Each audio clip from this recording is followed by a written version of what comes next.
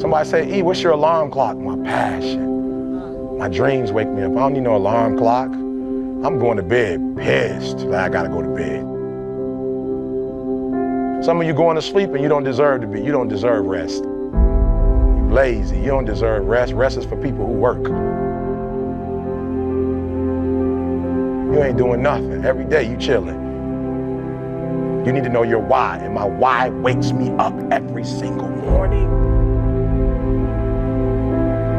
Why do you do what you do? Why do you do what you do? And that's so important. Look, ain't no more talking. This is it. If you ready to take your game to the next level, and whatever it is, sports, life, business, whatever it is, health, listen to me very closely. You gotta change that mindset. Somebody came up to me.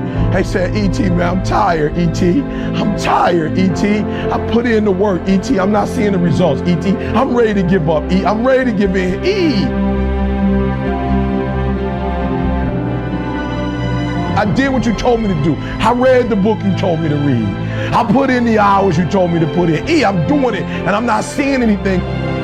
My why is every single day when I wake up, every minute of the day, every hour of the day, I have an opportunity. Somebody who quit, somebody who gave up, somebody who stopped in life. I have the power, at my nickname, the refresher. I have the power as the refresher to make you believe again, to make you get up when you got up 3 times and you say, I'm not getting up no more.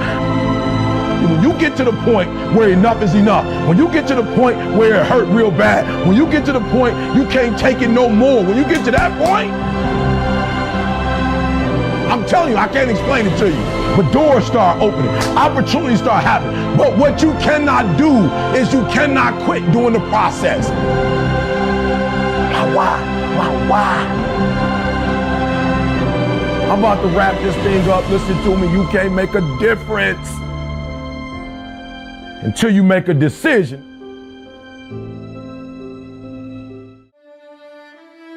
And I do want to say this to those of you who are watching who are not yet where you want to be, like, keep going. Like, keep going. Don't quit. You're already in pain. You're already struggling. Like, get something for your pain.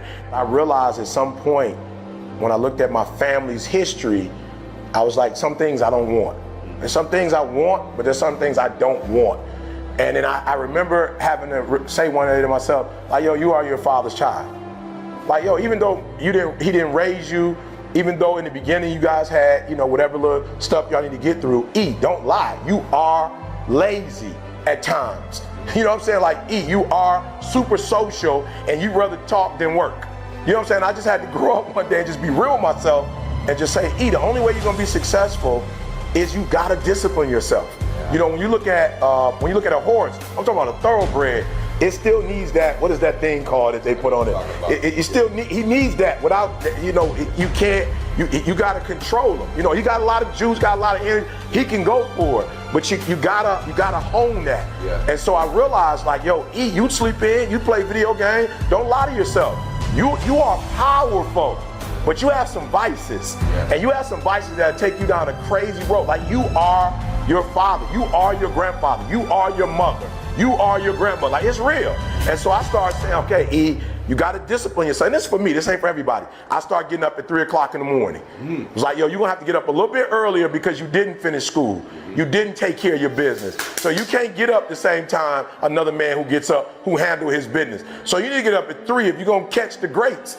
You gotta get up at 3, you gotta go to bed earlier. This is why I said I never drank or smoked, because the men in my life who did it were extremists. I had an uncle who died, cirrhosis of the liver.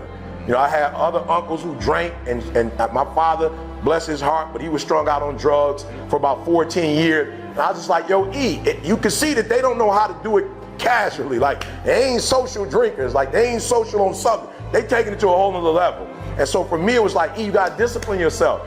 You're not gonna die if you never know what alcohol tastes like. But if you taste it, you might have the same experience they had. So you just gotta discipline yourself. I do vegan most of the time, you know what I'm saying? And I tell people all the time, I love fried chicken. I love macaroni and cheese. I love a lot of dessert. But in my family is diabetes. So it's like, yo, E, if you do what they do, then you're gonna get the results they got. So yeah, chicken is good, and macaroni and cheese, the way my grandma make it, is great. And yes, the pound cake is phenomenal. But if you want to be with Dee Dee for the next 30, 40 years, and you want to be able to walk, you know what I'm saying? You don't want to be on the cruise. I was just on the cruise, and a couple people, you know, was on the motor scooter, you know what I'm saying? People with the cane and the walker. And I'm not mad at them, but I'm like, I don't want that. I want to be able to walk at 60, at 70. I want to be independent at 80 if I can be. So I'm going to have to make some sacrifices now for the long run.